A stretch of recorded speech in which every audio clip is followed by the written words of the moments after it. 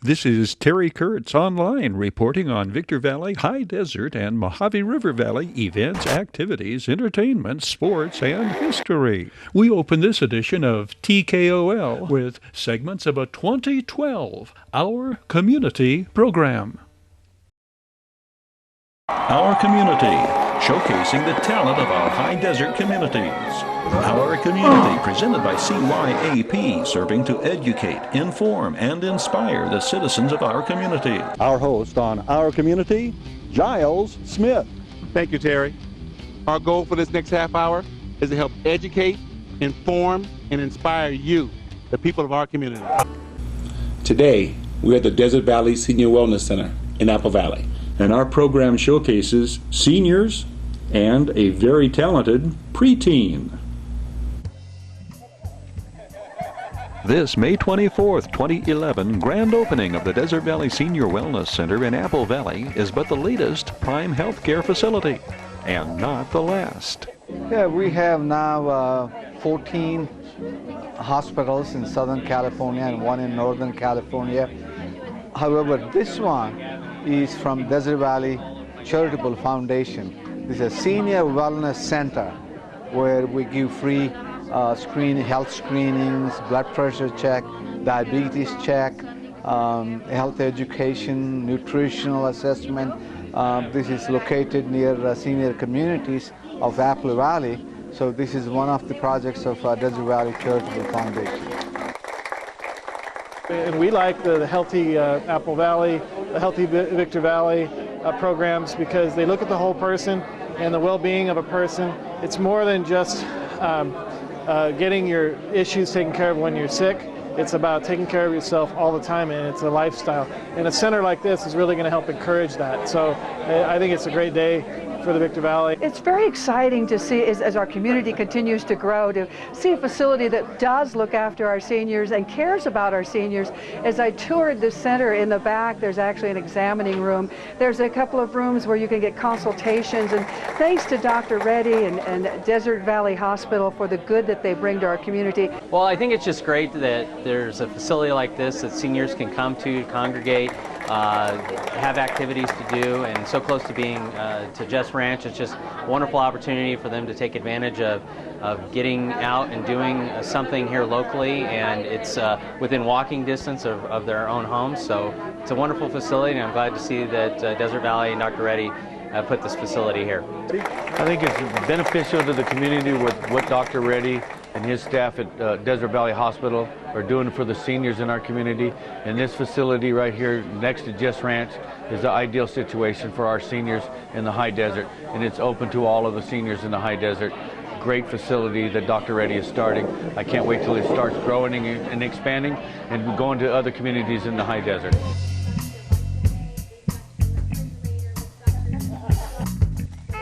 All in attendance were amused by Doctors Prem and Venkana Reddy recollections of setting up practice in Apple Valley over 30 years ago. Dr. Reddy broke ground on his first hospital back during the Pete Wilson era, and that hospital holds a special place in his heart. It's only hospitals that I built from ground up. It has received almost 5 times top 100 hospital awards in the nation. So I'm proud of that, and we're adding another 70 more beds. So it will be about 150-bed hospital to serve the needs of the growing community of High Desert. Apple Valley's Desert Valley Senior Wellness Center is located just outside of the Jess Ranch community at 19181 Town Center Drive. Next, we shine our community spotlight on a very young and very talented entertainer. And one thing enjoyable about this, Giles, is that her backup group includes some who are 70 to 80 years her elder. She plays violin and bass and strums the banjo, makes the dobro cry, plays guitar and dobro mandolin. She plays them all quite well, we might add, and this girl is only 10. She's Juliet Bascom, and the label Prodigy applies here. Strings attached, she'll play it well. Reading music, or playing by ear. When I was around 2, I actually started to play the mandolin because my mom plays the mandolin. And so I just tried to mess around with it. She started at 2 strumming on the mandolin and tapping her foot, and she had a sense of rhythm. And at 3 she asked for a violin. And then as I got older, I got more into music. I would play drums and stuff. And then actually when I was 3, I asked for the violin. One day I came home and she had been playing a song that I whistle. It's called Come Thou Fount of Every Blessing, and she had learned to play it by ear. Homeschooled, Juliet, born the only child of Father John and Mother Lisa, a richly talented musical family. Juliet represents the 5th generation of said heritage. Her great-great-grandmother played in a band in the Roaring '20s in Mississippi. When I was around 6 and 7, I kind of stopped because I could play by ear. But now I'm actually starting back to reading music. When you read music, you can learn more things than just playing it by ear. So at the Victor Valley College, I'm actually taking a beginning strings classical class. So I think I've been there for 5 semesters. We got her into the college class when she was 8. The beginning strings, it's a wonderful class over there. And so she had to brush up on her music reading again, play the classical as well as the bluegrass and even jazz. She's played with several bands. Juliet performs in the High Desert Drifters and bands labeled River Bottom Bluegrass, Old Time Pioneers, and the Bascom Ranch Band. Mostly the personnel is the same. The name depends on the style of music and venue at hand. Juliet Camille turns 11 in 2011's June. Members of the Bascom Ranch Band, who've taught and mentored number many. They've all stayed in tune. 86-year-old John Hickson on guitar. Guitarist Don Nielsen on harmonica here. On violin, Bob Hall. And 94 years young, Grandma Nadine on washboard. Tutors and mentors all.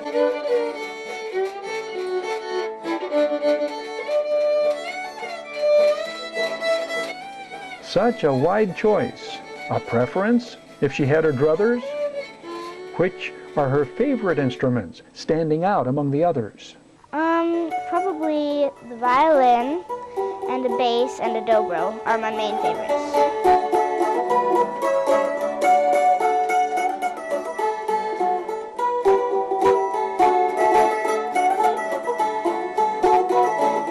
Still room to grow and learn her entire teens.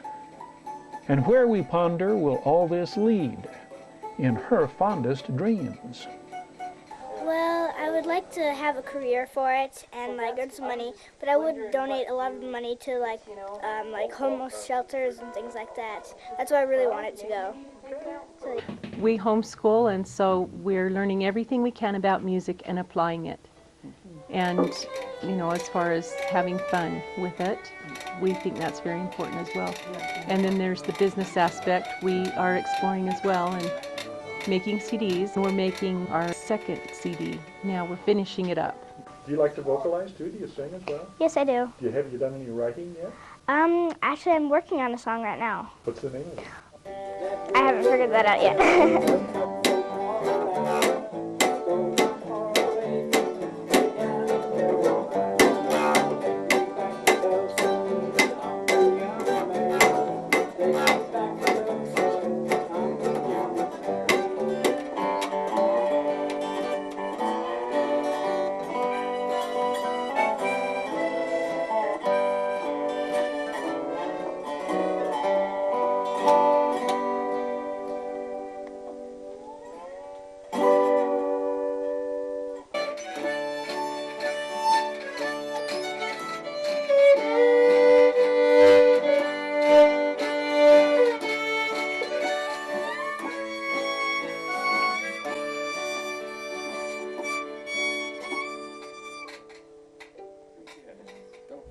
An amazing talent. Isn't she? And she's just going to get better.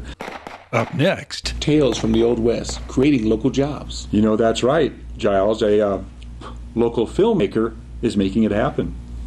Tino Luciano of Apple Valley heads up Law Dog Productions. At the time of the first part of this interview, the production company was under the heading Two Gun Productions. Two Gun Productions is a film and television production company.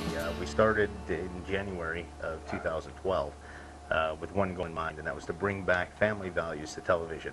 I owned a production company called TKOL Productions, and the devil really stepped in on that one. I dealt with a partner who we had some financial problems with, and I'm going to leave it at that. Had to make a decision: do we close the doors? Do we walk away from the production company? And I contacted Gary Lee Brooks. He and I put our heads together and said, this is what we want to do. There's a lot of people that work for us, that believe in us, that trust what we're doing. And it was real easy to lay down and lick the wounds and say, okay, you know what, that's it, we're done.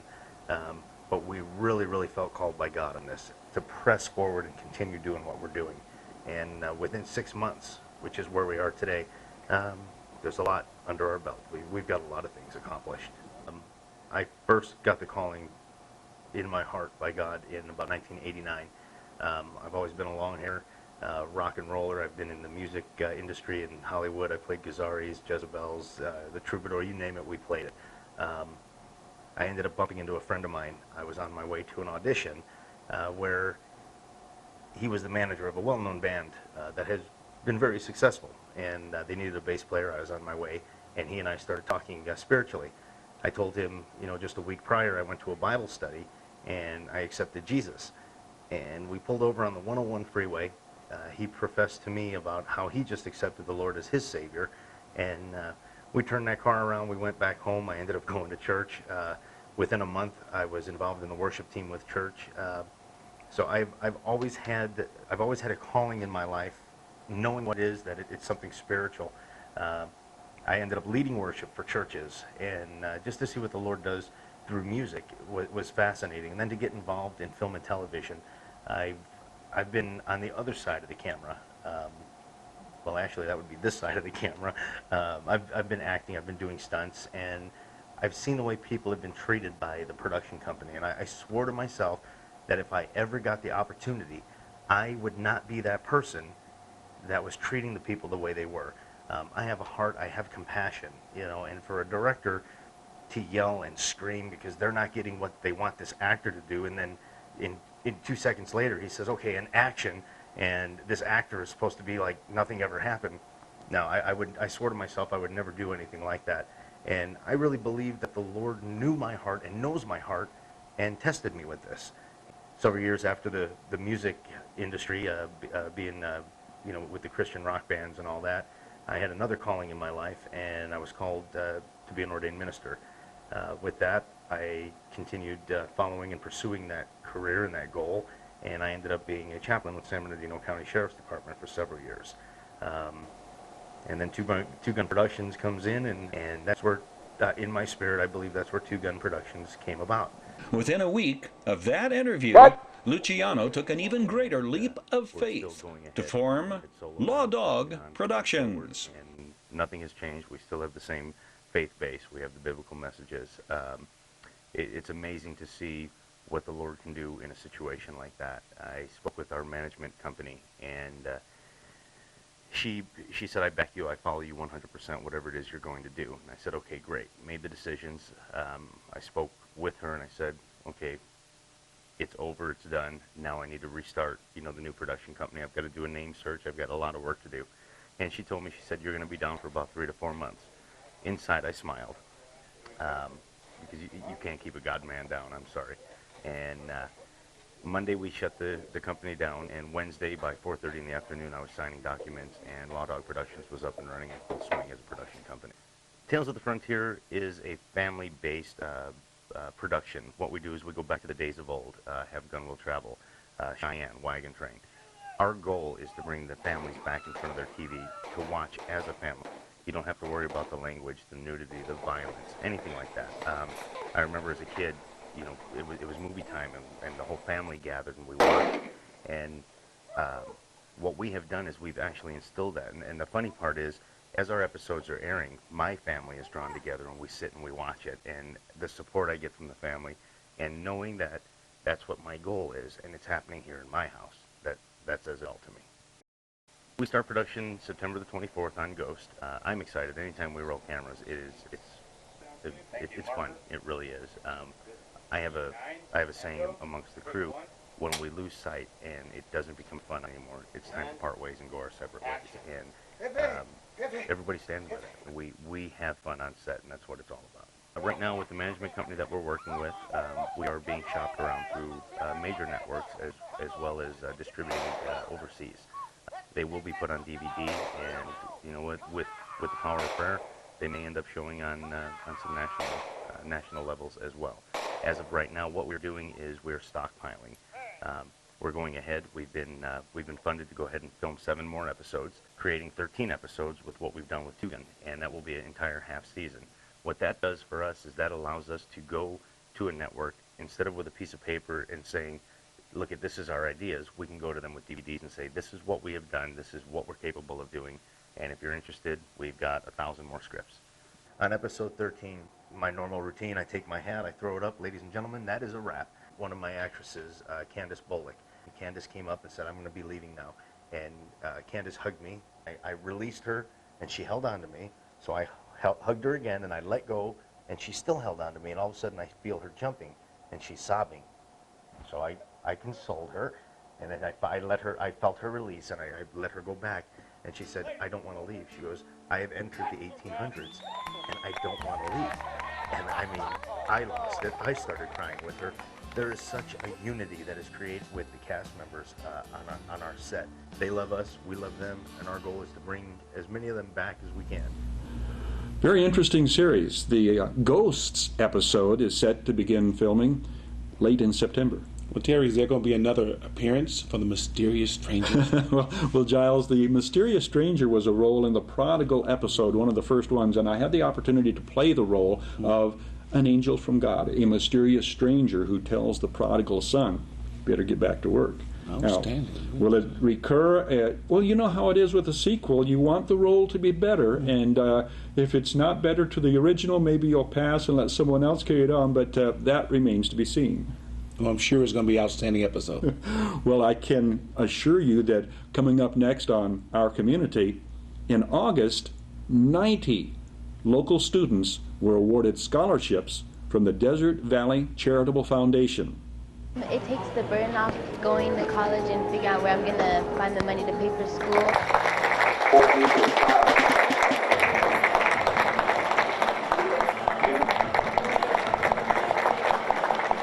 90 college students, scholarship recipients, the highest number yet in Desert Valley Charitable Foundation's 17th annual Healthcare Education Scholarship Awards Program. It is the 3rd year that I get granted for the scholarship, and it has helped me out as a single mom. Over $100,000 in scholarships this year. And it's going to help me in my educational endeavor to become an anesthesiologist. Margaret Peterson welcomed scholarship recipients and their families to the banquet and awards presentation. I have a colleague that has a very special term for things like this happening. He always says, things like this don't happen automatically. Dr. Venkama Reddy extended her congratulations and well wishes. I wish all of you best of luck. Dr. Prem Reddy has contributed over $10 million to health field-related causes, including hundreds of thousands of dollars to the Desert Valley Charitable Foundation Scholarship Fund. Dr. Reddy inspires scholarship recipients, conveying his story of humble beginnings to become one of the most successful and influential physicians in the United States of America. Equal in importance to financial help, the inspiration and opportunity. First of all, I started as a volunteer, and I got an insight to what it would be like into the medical field. And Desert Valley Hospital has showed me an insight to it and how it can be all done. That has inspired me in my schooling to keep going forward, to keep pushing to that dream, to never give up even through the hardship, through the competition. And it has helped me out as a single mom in many ways, not only with schooling, but also like relieving me from the stress of like, how am I gonna get money to buy books? How am I gonna pay for my gas and to go down the hill for rotations, for clinicals? And it's just like a relief that gets me more focused into my schooling, gets me more time to stay with my son at home as well, instead of working so much to try to pay for my study. The criteria for a student to receive a Prime Cup scholarship: academic excellence in pursuit of a career in a health care or medical related field. To qualify, a student must have excellent grades and be a resident of the high desert.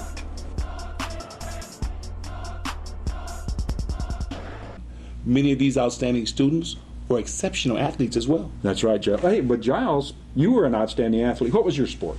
400-meter hurdles, track and field. Yes. But were you an exceptional student as well? Well, now, I was okay.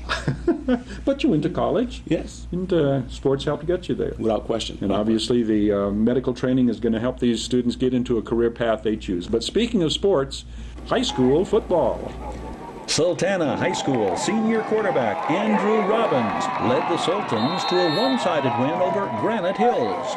The 6'3", 190-pound signal caller ran for 3 first-quarter touchdowns, including this 30-yarder. Robbins finished with 129 yards on the ground. 5'11", 212-pound senior running back Jania Roberts complemented the Sultan ground game, rushing for 96 yards and 2 touchdowns in the 47-6 triumph. Former Silverado superstar quarterback Jamaron Jenkins directs the Victor Valley College Rams offense this season. Jenkins commandeered the Rams to 23 first-half points in VVC's home opener. Visiting West Los Angeles rallied from the 23-16 halftime deficit to win 29-23. The 6'1", 190-pound Jenkins was 20 for 32 in the air for 239 yards. The Rams defense came up with the big play on many an occasion. Watch number 52 on these successive goal line stops. That's 6'2", 230-pound linebacker Trevor McQueen out of Bonnie Lake, Washington. The Rams' next home game is their conference opener, September 22nd against Chaffee. Thank you for being with us this week on Our Community. We hope to see you next week when Our Community returns.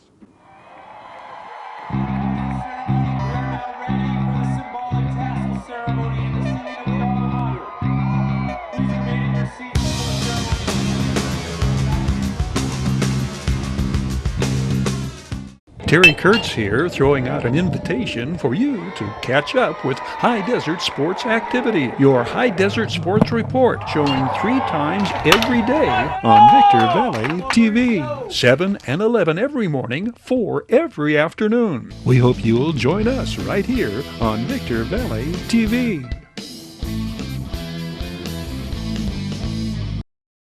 We look back at this story from 2016. One local high school has taken huge strides toward water conservation. Granite Hills High School in Apple Valley will receive $60,000 to go toward the new desert-friendly landscape throughout the school's senior quad, thanks to community partners Mojave Water Agency and Liberty Utilities. The project is expected to receive a $30,000 rebate from the Water Agency's large-scale Cash for Grass program, a $20,000 check under the Water Agency's Strategic Partners Program, and another $10,000 from Liberty Utilities. Through a unique partnership among Mojave Water Agency, Granite Hills High School, and Liberty Utilities, students will learn to save water, grow fresh produce at school, and then prepare meals with these vegetables and herbs in the culinary program. The Granite Hills Students Skills USA Community Service team, including students Logan Martinez, Ray Cardenas, and Brianna Potts, designed the landscape and submitted a variety of potential layouts to Contemporary Landscape Incorporated. The landscape contains drought-resistant plants, artificial turf, decorative rocks, seating areas, a school community garden, and 5 agricultural laboratories to be used to grow fresh produce. That produce, in turn, is to be used in science, math, social science, bakery, and culinary classes. The newly landscaped area is expected to save the campus $9,600 a year in water costs. On this date in high desert Mojave River Valley sports and entertainment history, the memories of Roy Rogers' sidekick Dale Gabby Park. This video from 2010 at the Double R Bar Ranch. In the Ballad of Davy Crockett, the king of the wild frontier sings fondly of Tennessee, the greenest state in the land of the free. But for this 2011 Maverick, Jamie McGowan, he would take Adelanto any day after playing in hot and humid Jackson, Tennessee. In Tennessee, that humidity just sucks it out of you, and I just remember in a day game, you're dead in the 7th, 8th inning, and it's just you got to push it through. Tennessee, I mean, it's not close to water, it's 100 degrees, 50-80% humidity. We've had guys have to go to the hospital in the middle of the game because it's so hot up there. That really takes it out of you. The response surpassed the highest expectations at the inaugural Cowboy Campfire meeting at the Roy Rogers Double R Bar Ranch in Oro Grande, California. Dale Gabby Park served as host, putting trick horse Thunder and trained dog Nardo through their paces before smiling faces.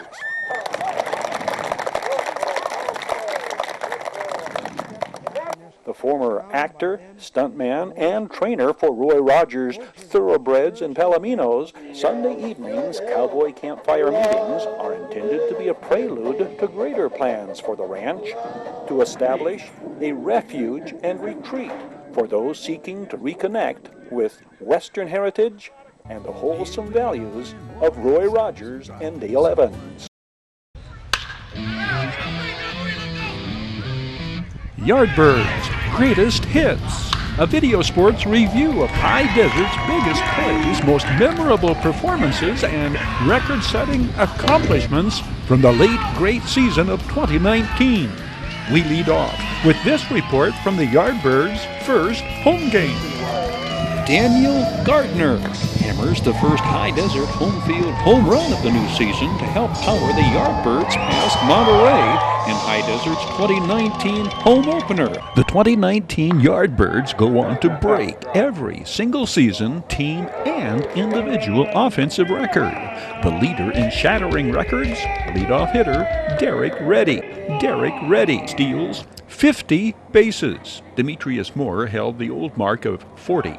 50 stolen bases in 51 attempts for the just-turned 26-year-old from Massachusetts. Reddy's 78 base hits is a single-season record. Derek Reddy also sets franchise records for runs scored, 95, walks, 77, and on-base percentage. Slayton Vaughn becomes the only Yardbird to hit 3 home runs in one game. The 6'8", 24-year-old from Texas sets single-season records for home runs, 14, and runs driven in, 64. Shane Brown, Yardbirds All-Star in 2017 and 2018, holds the career record for runs driven in, 98, and home runs, 17. Places to go, things to do in and around the High Desert and points beyond. Presented by the Holiday Inn in Victorville. The Holiday Inn, conference and convention center for the High Desert and destination of choice of visitors and travelers to the Victor Valley. Terry Kurtz Online was brought to you by Down Home Grill in Victorville on the corner of Bear Valley Road and Ridgecrest Road. Bid fast and last. World-class auctioneers. Valu Quality Truck Body. Family owned and operated since 1954. The Bradco Companies, our area's longest standing full-service commercial brokerage firm. Iwanzak Law Firm, trial lawyers for serious problems. We Got 'em Tees, your headquarters for custom screen printing and mastercraft embroidery design. And by the Holiday Inn in Victorville. The Holiday Inn, conference and convention center for the high desert and destination of choice of visitors and travelers to the Victor Valley. That's going to do it for this edition of Terry Kurtz Online as we close out to the pounding rhythm of Hank Miranda's Final Exit. Thank you for watching. Hope to see you again next time around.